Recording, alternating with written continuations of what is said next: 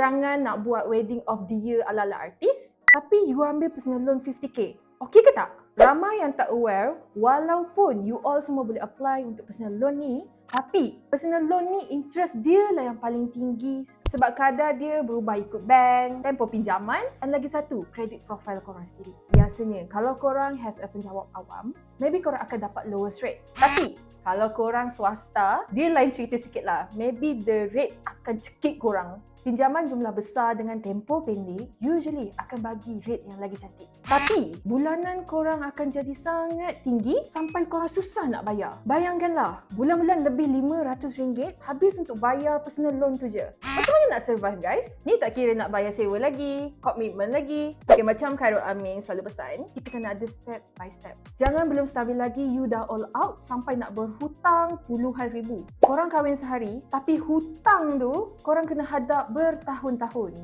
Ini yang buat ramai pasangan baru nak start hidup dah stres pasal duit. Jangan sebab nak nampak gah satu hari, korang kena tanggung akibatnya 5 ke 7 tahun akan datang. Sekarang, belum apa-apa lagi dah bergaduh suami isteri pasal duit. Kan tak best benda tu? Nak belajar lagi pasal rahsia hutang, pelaburan dan cara urus duit? Follow Gila Hartanah sekarang.